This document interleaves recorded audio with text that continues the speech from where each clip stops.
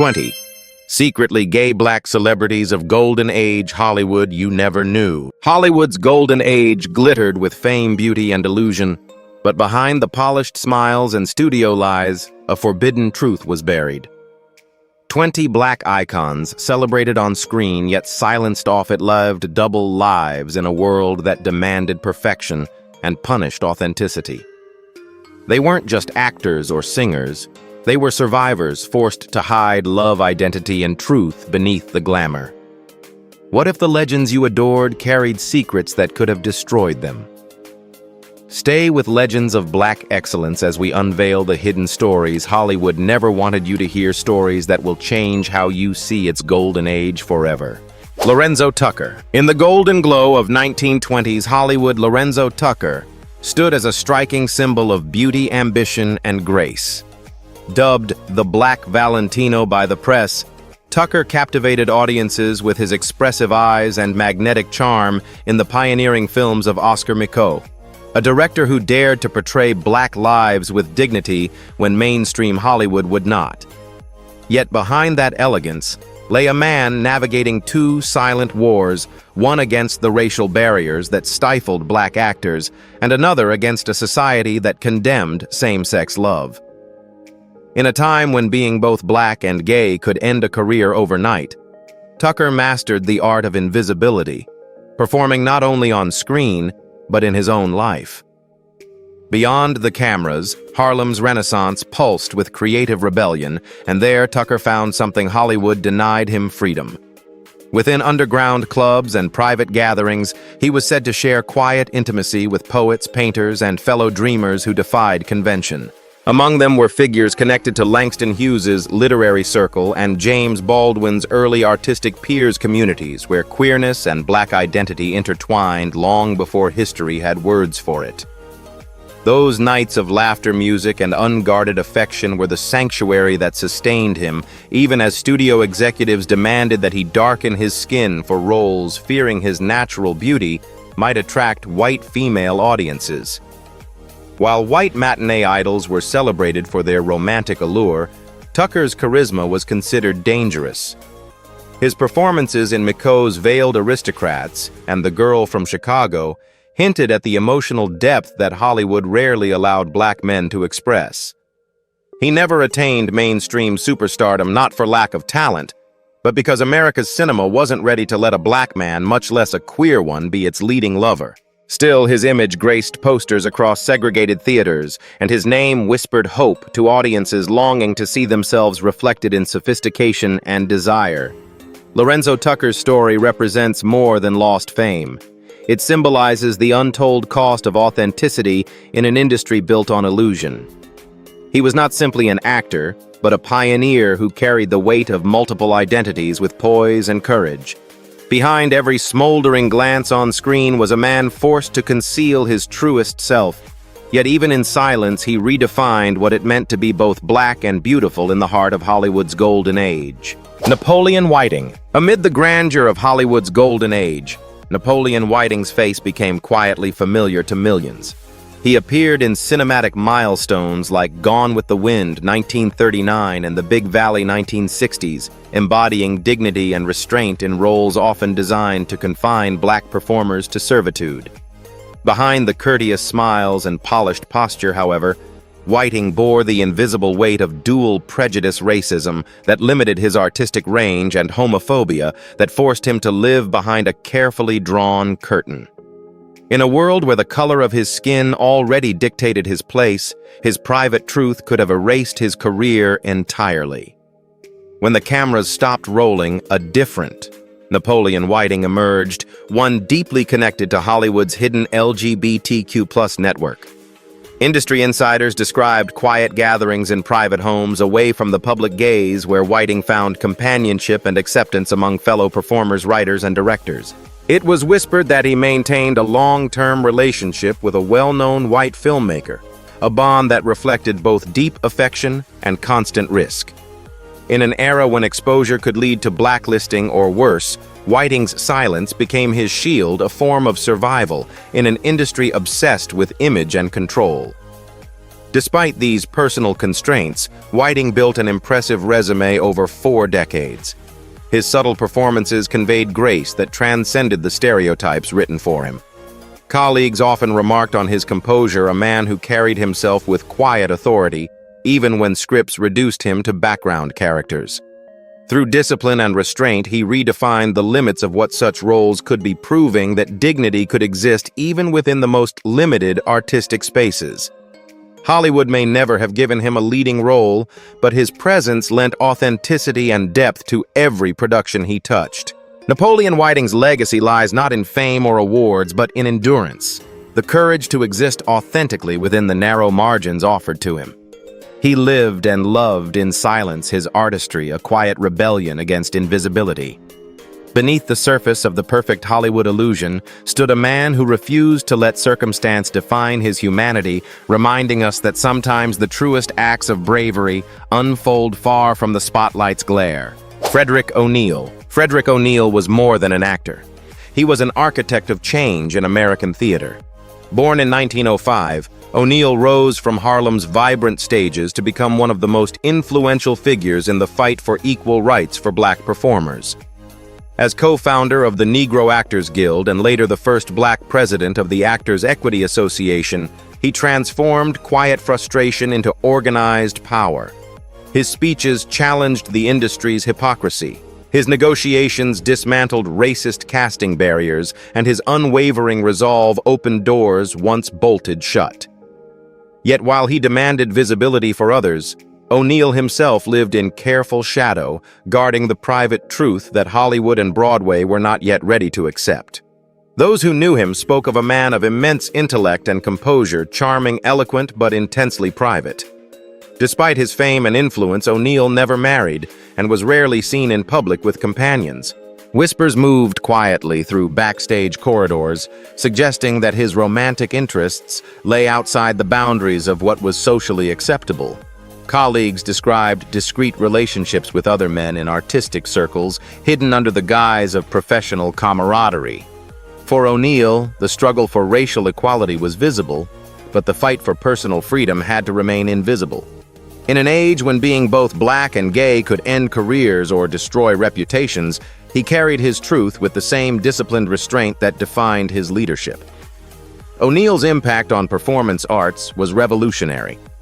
Under his guidance, black actors gained access to unions' fair pay and protection against exploitation. His leadership during the 1940s and 1950s helped legitimize the voices of African American performers at a time when Hollywood still saw them as background props. Yet his contributions came at a personal cost. Those closest to him would later recall the loneliness of a man who gave everything to the collective cause, while denying himself the intimacy and authenticity he helped others fight for. Frederick O'Neal's life embodies both triumph and tragedy. The triumph of breaking racial walls and the tragedy of emotional suppression demanded by an intolerant society. His name belongs among the architects of equality in the arts, but his personal story, whispered and unrecorded, speaks of the quiet heroism it took to protect one's truth in a world built on silence. Juano Hernandez. Juano Hernandez was a man who transformed silence into strength.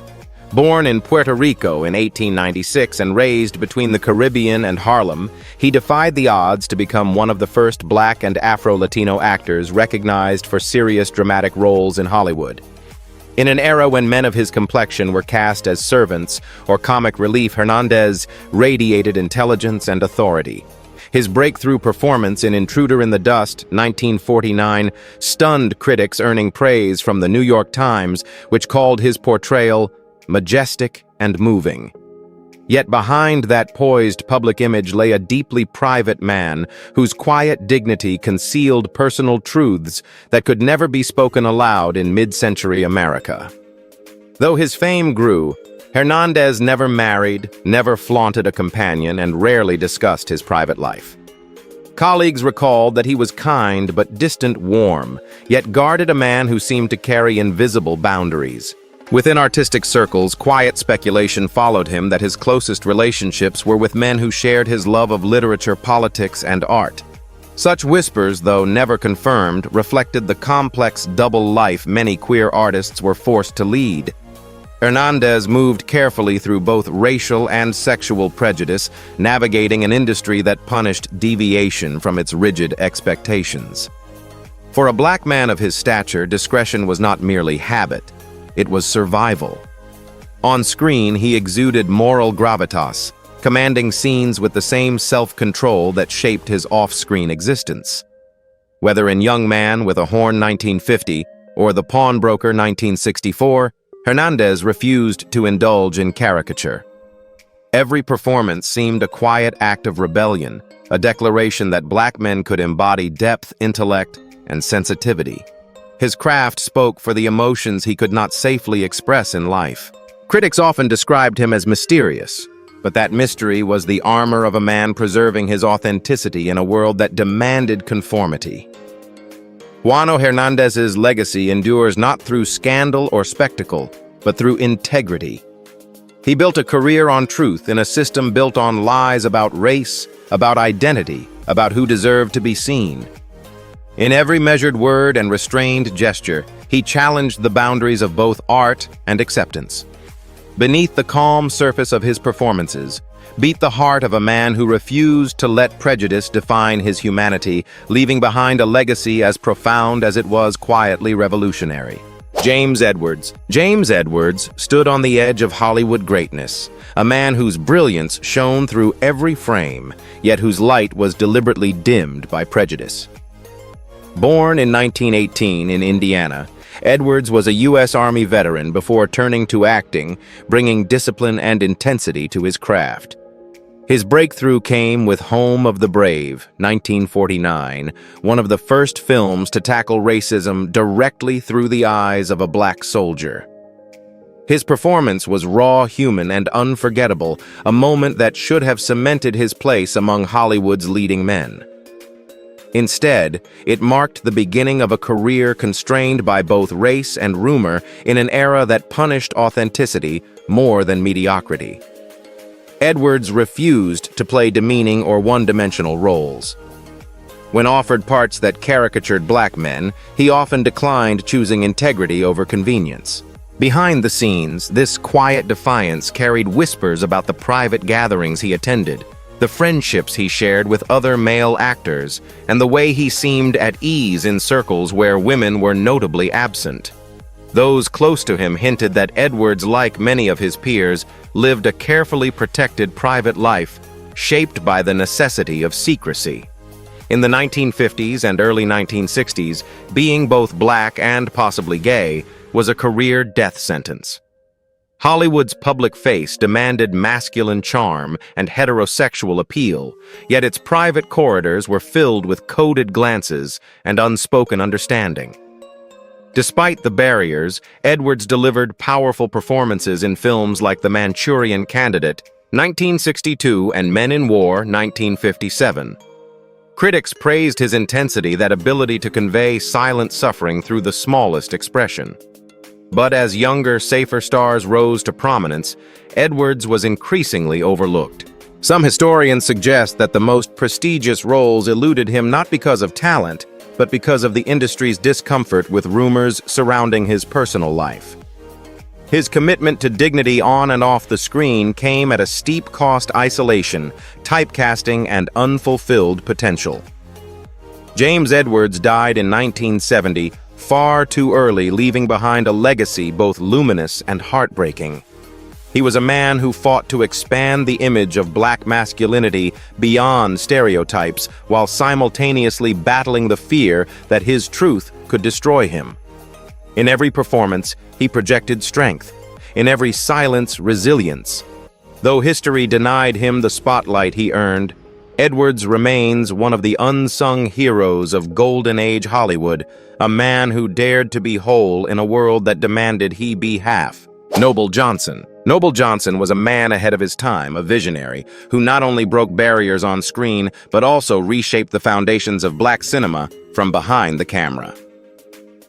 Born in Marshall, Missouri in 1881, Johnson rose from humble beginnings to appear in over 140 films between 1915 and 1950. At a time when black actors were confined to servile or comedic stereotypes, Johnson defied expectation.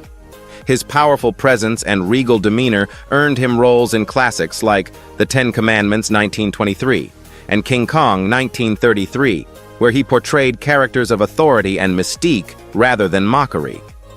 Yet behind that commanding image lay a man whose personal truth had to remain carefully guarded, one of Hollywood's earliest black pioneers, forced to navigate a double life in silence. While his career flourished, Johnson's private life was an enigma. He never married, never courted publicity, and maintained deep, discreet friendships with male actors and filmmakers. In an era when even a whisper of homosexuality could end a career, his independence became both shield and camouflage. As founder of the Lincoln Motion Picture Company, the first black-owned film studio in the United States, Johnson controlled his image and his narrative in ways few others could. His financial autonomy allowed him to choose roles and collaborators, strategically insulating his private affairs from public scrutiny. Among insiders, it was said that Johnson's social circle included other LGBTQ+ creatives in Hollywood's quiet underground, a network that existed just beyond the spotlight's reach. Johnson's influence extended far beyond personal survival. Through Lincoln Motion Picture Company, he produced films that depicted African Americans with integrity and ambition, countering Hollywood's racist portrayals. His 1916 debut production, The Realization of a Negro's Ambition, marked a cultural turning point, the first cinematic attempt to show black men as professionals and dreamers. He understood that representation was power, and he wielded that power with precision. Even as he appeared in major Hollywood epics, Johnson's loyalty to independent black filmmaking never wavered, proving that progress could be built quietly without fanfare. When Noble Johnson died in 1978, Hollywood had yet to fully appreciate the scale of his contribution. He was a performer, a producer, and a pioneer who carved space for others while protecting his own truth from a world unready to accept it. Behind his piercing eyes and statuesque presence lived a man of depth, courage, and conviction. One who showed that sometimes the boldest revolutions are fought not in headlines, but in the silent determination to exist freely against all odds. Paul Winfield. Paul Winfield possessed a voice that could silence a room rich, commanding, and filled with emotion. Born in Los Angeles in 1939, he rose from modest beginnings to become one of Hollywood's most respected black actors. His breakout role in Sounder 1972 earned him an Academy Award nomination, marking a turning point for black representation on screen. Winfield's performances radiated intelligence and humanity, offering audiences a portrayal of black masculinity that was proud, sensitive, and deeply real. Yet behind that polished brilliance lay a private life, wrapped in secrecy, guarded by a man who knew that the truth of who he loved could destroy everything he had worked for. Throughout the 1970s and 1980s, Winfield navigated a film industry that celebrated his talent but demanded silence about his identity. Close friends and colleagues quietly acknowledged that he shared his life with a longtime male partner, a relationship that endured for decades but remained hidden from the public eye. Hollywood at the time was merciless. For a black actor, being gay was unthinkable. Winfield managed this delicate balance with dignity, crafting an image of quiet professionalism while finding moments of authenticity in private. Those who knew him well spoke of his warmth, his intelligence, and his subtle defiance, a man who refused to let shame define him, even if he could never speak openly. On screen, his power lay in restraint. Whether portraying a stern Starfleet captain in Star Trek II, The Wrath of Khan, 1982, or a loving father in Sounder, Winfield channeled his internal battles into layered, emotionally rich characters. Critics often described him as majestic yet vulnerable, unaware that this duality mirrored the man himself. His performances were not just acts of craft, they were acts of survival, coded expressions of feeling from a man who could not live freely in the world he mastered. Paul Winfield eventually began to speak more openly about his sexuality later in life, doing so not with spectacle, but with the same grace that defined his art. His courage paved the way for future generations of Black LGBTQ+ performers to exist without apology. Though his journey was marked by silence and self-protection, his legacy resounds like his unforgettable voice, steady, brave, and profoundly human. In every role he carried a truth Hollywood once refused to see, proving that authenticity, even whispered, can echo louder than any performance. Brock Peters. Brock Peters was a man whose presence commanded both respect and emotion, a performer whose power didn't need words to be felt. Born George Fisher in Harlem in 1927, Peters began singing before he ever dreamed of acting. His rich baritone voice carried him from Broadway musicals like Carmen Jones to the film role that defined his career, Tom Robinson in To Kill a Mockingbird, 1962. In that performance, Peters delivered one of cinema's most haunting portrayals of racial injustice, his trembling voice and restrained anguish capturing the humanity of a man destroyed by prejudice. The role earned him international acclaim and enshrined him among Hollywood's finest Black actors. Yet while the world saw his strength on screen, few knew of the quiet boundaries he maintained to protect a private life that defied the era's rigid expectations. Peters never married and never cultivated the kind of public romantic image expected of male stars. To outsiders, he was a mystery, charismatic, elegant, yet deeply reserved. Those within Hollywood's artistic circles whispered about his close friendships with male colleagues and his preference for privacy over publicity. Whether these whispers reflected truth or mere speculation, they revealed how dangerous it was for anyone, especially a Black man, to live authentically in mid-century America. Peters' silence was not weakness, but strategy. In an industry that often destroyed those who strayed from its norms, he mastered the art of keeping his personal life impenetrable, while letting his performances speak volumes. His work across the 1960s to 1990s showcased extraordinary range. He played everything from villains to dignitaries, appearing in The Pawnbroker Soylent Green and Star Trek IV: The Voyage Home. His collaborations with icons like Sidney Poitier and Gregory Peck reflected mutual respect rooted in integrity, not celebrity. When Gregory Peck died in 2003, Peters was chosen to deliver the eulogy, a testament to his grace, intellect, and moral presence in an industry that too often valued surface over substance. Behind his composed exterior lay a man of deep sensitivity and loyalty, known for supporting younger Black performers and mentoring them through the same barriers he had endured. Brock Peters' life remains an elegant paradox, a man of thunderous power who chose quiet dignity over confession, a trailblazer whose truth was his own. His artistry transcended gossip and stereotype, leaving behind a legacy that speaks to the courage of restraint. Whether or not he ever revealed his full story, Peters proved that strength need not be loud and that authenticity can shine even in silence. Avon Long. Avon Long was a storm of charisma wrapped in velvet, a performer whose presence could light up any stage he stepped onto. Born in Baltimore in 1910, Long's career blossomed during the height of Harlem's Renaissance, where jazz theater and rebellion intertwined. He rose to fame through Broadway's Porgy and Bess, where his portrayal of sportin' life became legendary, a slick, seductive, and endlessly captivating character that audiences adored. Offstage, Long was known as a man of refinement and wit, always dressed sharply, always surrounded by admirers. Yet beneath the glow of applause and champagne laughter, there existed a quieter truth. A man who learned to survive in the shadows of an industry that demanded masks more than it rewarded honesty. Behind closed doors, Avon Long's life pulsed to a different rhythm.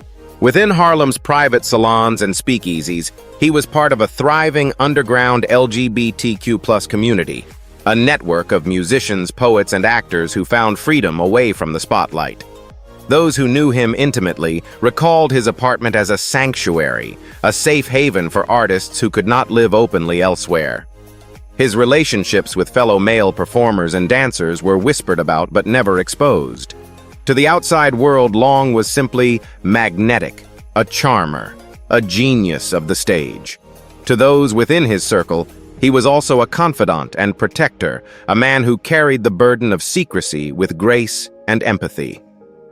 Long's artistry went far beyond showmanship. His musical performances blended humor, sensuality, and sophistication in ways that defied racial stereotypes of the era. He captivated audiences alongside legends like Lena Horne and Duke Ellington, yet his name never reached the same stratosphere of fame, partly because he refused to fit Hollywood's mold. Producers loved his talent but feared his unpredictability, his refusal to play the docile entertainer. And while many performers courted press and publicity, Long stayed deliberately elusive, knowing too well that exposure could cost him both career and identity. Avon Long's story is one of light and shadow, a man whose art was public but whose truth remained private. He was both performer and protector, bringing joy to audiences while safeguarding a world that had to remain unseen. His magnetic energy, at once confident and mysterious, embodied the dual lives so many black artists of his generation were forced to live. Beneath the roar of applause, Avon Long carried the quiet rhythm of resilience, proof that even in silence, authenticity can find a way to sing. Billy Daniels. Billy Daniels was the definition of elegance, a velvet-voiced crooner whose charisma could turn any nightclub into a cathedral of song. Born in Jacksonville, Florida in 1915, Daniels rose from singing in Harlem cafes to becoming one of the first black entertainers to achieve mainstream stardom in post-war America. His 1950 rendition of That Old Black Magic became a sensation, selling over 1 million copies and making him a fixture in Las Vegas and on national television. On stage, he embodied sophistication and romantic allure. Offstage, he was a master of reinvention, forever balancing public admiration with private restraint. In an industry that demanded he play the part of the ladies' man, Daniels' true self was something he could share only in silence. Behind the glittering lights of his career, Billy Daniels lived a double life that required constant vigilance. Though surrounded by adoring female fans, friends close to him later revealed that his most enduring relationship was with a male dancer, a partner who traveled with him for years, disguised as part of his professional entourage. Within Hollywood and Las Vegas circles, rumors circulated quietly, but were never written. Everyone knew that to protect Daniels meant protecting one of the few black men allowed to cross the color line into elite white venues. For a performer in the 1950s, being both black and secretly gay was a tightrope few could walk, and Daniels managed it with unmatched poise. His artistry, however, was not an act. When he sang, his voice carried longing tenderness and a depth of emotion that transcended performance. Critics described his stage presence as liquid gold, smooth yet electrifying. Daniels broke barriers as one of the first black entertainers to host his own network television show, The Billy Daniels Show, 1952, years before Nat King Cole achieved the same milestone. His smooth phrasing and elegant gestures redefined what it meant to be a black male performer in mid-century America, suave, sophisticated, and utterly captivating. Yet behind the sequins and spotlight, he lived with the quiet ache of concealment, performing not just for the crowd, but for survival.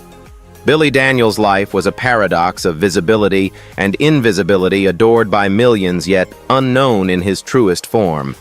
He opened doors that others would one day walk through, freely paying the price in private for every smile he gave in public. His songs of love and longing were not just performances, but reflections of his own restrained truth.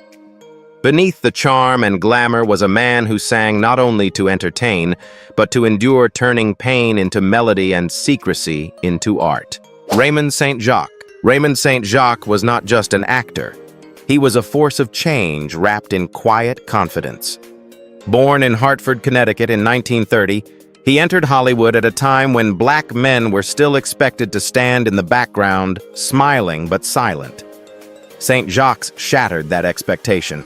With his piercing gaze, powerful voice, and impeccable poise, he became the first black actor to hold a regular role in a major television Western rawhide, 1965.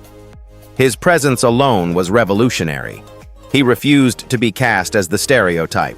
He demanded roles that portrayed black men as dignified, intelligent, and commanding.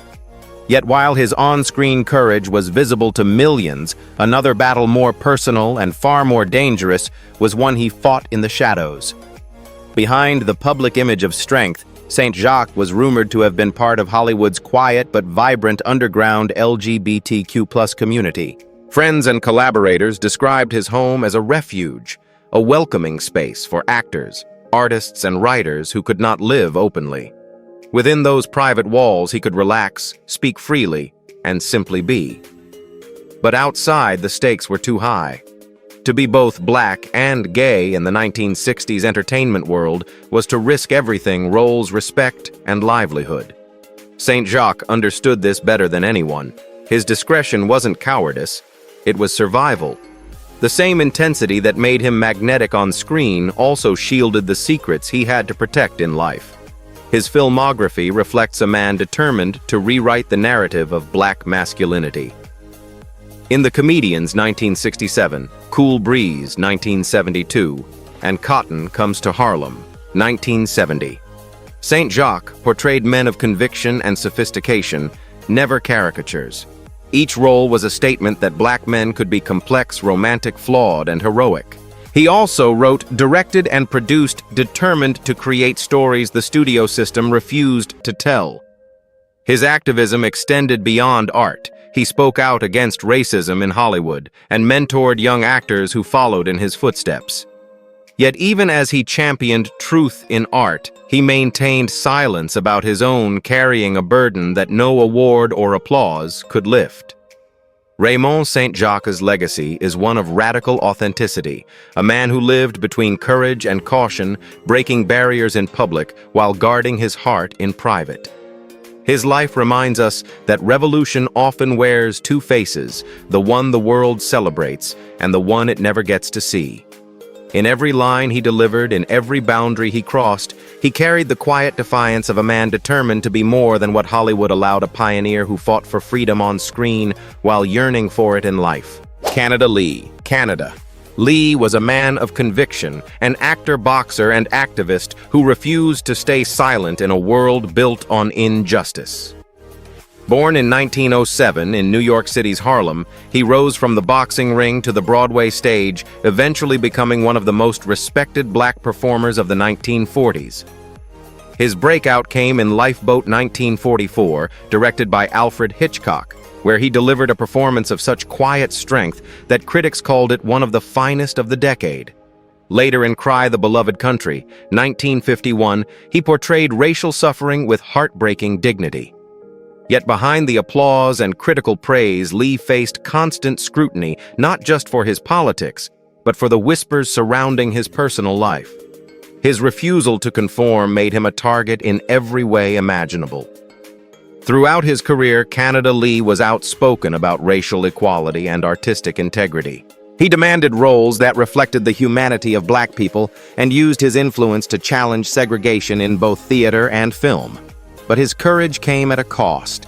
During the McCarthy-era Red Scare, he was branded a communist sympathizer for his association with civil rights groups. While the FBI shadowed him for his political activism, Hollywood studios began to blacklist his name. Beneath these political pressures, private rumors began to circulate, quiet suggestions that Lee's romantic relationships extended beyond societal norms. Within Harlem's artistic and political circles, he was known to share close companionship with male writers and activists, bonds that would have been perilous to reveal publicly. For a man already persecuted for his race and beliefs, any revelation of his sexuality would have been catastrophic. Despite this, Lee's moral compass never wavered. He believed art was a weapon for justice and used it to fight for truth. On stage, his performances carried both personal pain and defiant hope. Offstage, he offered mentorship to younger black actors, many of whom later credited him for their success. As his opportunities shrank under political persecution, he turned to radio, delivering powerful performances that reached millions. Even as the industry sought to erase him, he continued to speak, act, and inspire, refusing to let fear silence him. Canada Lee died in 1952, at only 45. His heart weakened by years of stress and systemic oppression. His legacy, however, endures as one of courage and complexity. He was a man who fought on every front against racism, against censorship, and against the suffocating silence imposed on those who loved differently. In every role he played, he left a fragment of himself proud, wounded, unyielding. Canada Lee didn't just perform. He lived his beliefs, even when doing so meant carrying truths that the world wasn't ready to hear. Johnny Mathis. Johnny Mathis was the sound of romance for generations, a voice so smooth it could melt the noise of the world into silence. Born in 1935 in Gilmer, Texas, and raised in San Francisco, Mathis possessed a once-in-a-century tenor that bridged the divide between jazz pop and classical music, with hits like Misty, 1959. Chances are 1957, and it's not for me to say 1957, he became one of the best-selling recording artists in history, with more than 350 million records sold worldwide. His ballads defined mid-century romance, every note an invitation to dream. But behind that tender voice and polished charm, Mathis lived a life marked by discretion, balancing the devotion of his fans with the private truth he could not share in public for decades. During the 1950s and 1960s, when his fame was at its peak, Mathis's image was carefully curated to appeal to mainstream audiences, soft-spoken, elegant, and unattached. The era's culture left no room for a gay black man to exist openly, especially one whose voice had become the soundtrack to heterosexual love. Behind the curtain, however, Mathis's world was filled with quiet authenticity. Friends within the music industry knew of his long-term relationships with men, but that truth remained a closely guarded secret. He moved through the glittering ballrooms of Hollywood and Las Vegas with poise, always careful, always gracious. A man performing two roles at once, the public idol and the private self. In 1982, after decades of silence, Mathis quietly acknowledged his sexuality in an interview, saying simply, "Being gay is just a way of life for some people." The statement, barely a sentence, was revolutionary, one of the first open admissions from a major black celebrity of his generation. While some headlines sensationalized his words, most of his fans responded with enduring loyalty.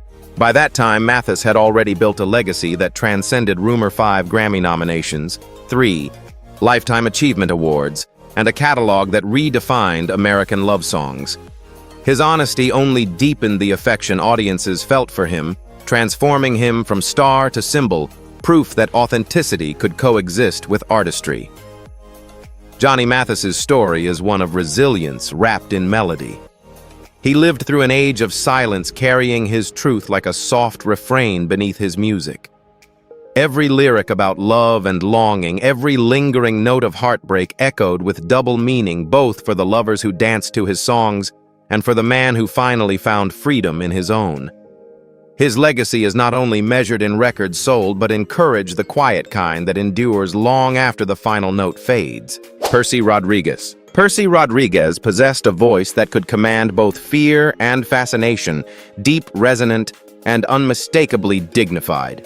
Born in Montreal, Canada in 1918, he began his career on the stage before breaking barriers on American television and film.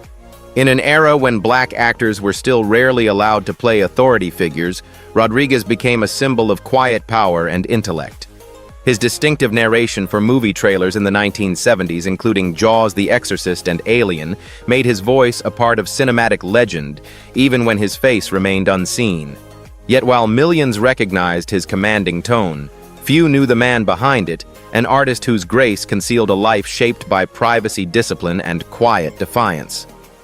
Before he became the voice of Hollywood, Rodriguez built a career on challenging stereotypes. He played doctors, judges, and officers' roles almost never offered to black actors of his generation. His portrayal of Dr. Harry Miles in Star Trek. 1968 marked a historic first. He was the first black actor to portray a Starfleet commander, expanding the imagination of what black representation could look like in science fiction. But while his professional confidence radiated on screen, he kept his personal life shrouded in mystery. He rarely spoke of family or romance, a choice that fueled speculation among peers. Some colleagues later hinted at his deep friendships with male actors and writers' relationships that blurred the line between camaraderie and affection. In the rigid moral climate of mid-20th century, Hollywood silence was often the only form of protection. Off-camera, Rodriguez was a man of immense intellect and restraint. Those who knew him described him as elegant, thoughtful, and self-contained, a presence that commanded respect without ever demanding attention. His discretion wasn't just about personal safety, it was part of his philosophy as an artist. He believed that the less the world knew about him, the more power his characters could hold. Whether or not the whispers about his private life were true, Rodriguez's ability to navigate race masculinity and identity with such poise remains remarkable. He thrived in a system that gave him little room to be fully himself, using craft and composure as armor. Percy Rodriguez's legacy endures in every word he spoke, whether on screen or through the microphone that made him immortal. He turned the art of restraint into a form of power, redefining how audiences perceived black men in Hollywood. Behind that unforgettable voice was a man who lived by his own code, quiet, dignified, and unyielding in a world that demanded submission. He left behind not just the echo of his sound, but the imprint of a man who proved that true authority needs neither explanation nor permission, only presence. Lee Whipper. Lee Whipper was a man of firsts, the first black member of the Actors Equity Association, and one of the earliest African-American performers to earn acclaim on both Broadway and in Hollywood. Born in 1876 in South Carolina, the nephew of renowned abolitionist Francis Rollin Whipper, he grew up steeped in the ideals of justice and progress. Whipper's career spanned more than 5 decades, from early-stage work in the 1910s to powerful film roles like The Oxbow Incident 1943 and Of Mice and Men 1939. In an industry that treated black actors as background decorations, he brought presence and principle. His performances were measured, intelligent, and layered, a reflection of a man who understood that dignity could itself be a radical act. Yet behind that composure, Whipper carried private truths that in his era had to remain unseen. Unmarried throughout his life, Whipper became known for his magnetic charm and deep empathy qualities that drew younger male actors into his mentorship. Within theater circles, quiet speculation surrounded these relationships, whispers that they sometimes crossed from professional to personal. In the closeted world of early 20th century entertainment, such rumors were dangerous, especially for a black man. For Whipper, discretion was a survival skill. He walked a delicate line between authenticity and self-preservation, maintaining an image of dignified restraint while protecting his emotional world from scrutiny. Those who knew him best described a man who listened more than he spoke, whose quiet presence could steady an entire room. His silence wasn't avoidance, it was strategy, an armor forged through decades of navigating prejudice on multiple fronts. Whipper's contributions to theater were monumental. In the 1930s, he helped form and strengthen black acting guilds that pushed for better pay and fair casting, mentoring a generation of performers who would later transform Broadway and Hollywood. His role as Crooks in Of Mice and Men became a benchmark for complex black characterization, a man embittered by racism but still yearning for connection. That performance mirrored Whipper's own life, disciplined, powerful, and filled with unspoken depth.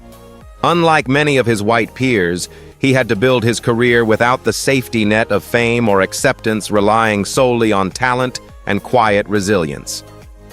Lee Whipper's legacy is one of courage wrapped in restraint. He was a revolutionary who moved carefully, a man who opened doors while ensuring they didn't slam shut behind him. His art challenged stereotypes. His life defied erasure. Though he took many of his truths to the grave in 1975, his story stands as a testament to the double lives so many artists were forced to live. Lee Whipper didn't need the world's permission to matter. He earned it one poised, fearless performance at a time. In the glittering world of Hollywood's golden age, truth often hid behind the curtain of perfection. These 20 black legends, pioneers, artists, and silent revolutionaries lived between brilliance and burden, breaking barriers while guarding their deepest selves. Their stories challenge us to reconsider how history defines courage and identity. Were they victims of their time or architects of quiet defiance? The debate remains open, but their impact is undeniable. At Legends of Black Excellence, we honor their artistry, resilience, and humanity, reminding the world that real excellence often begins where the spotlight dares not shine.